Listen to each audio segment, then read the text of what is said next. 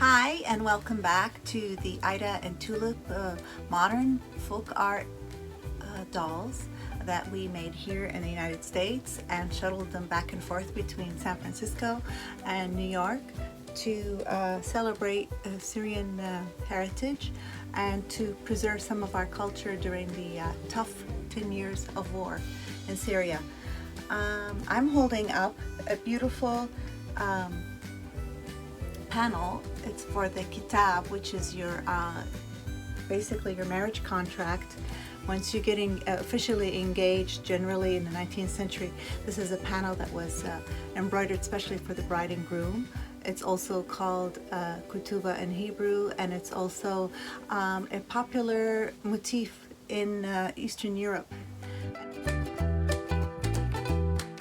And one of these panels is made by a single woman. It takes her about 1 month.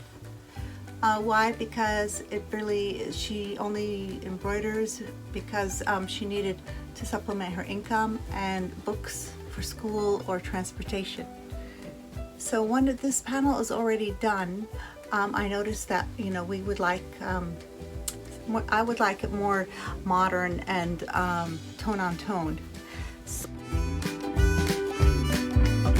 I noticed that all this sort of Japanese blossoms were showing up, and it turns out that a Japanese charity was buying a lot of this embroidery for local consumption in Japan, and the women started to embroider things that would suit that kind of client, which alerted me to the fact that maybe we should redirect it and preserve the Syrian culture.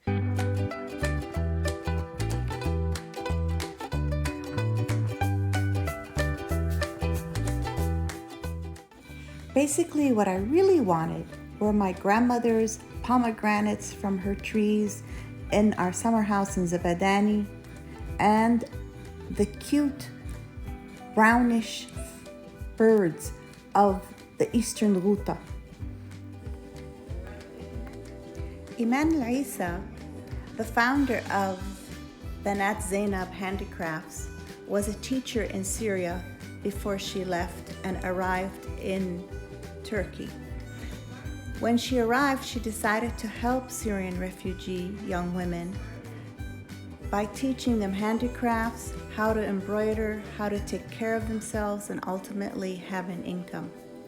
She graciously accepted my request and Tulips to change the backgrounds of the embroidery and incorporate traditional, warmer thread colors.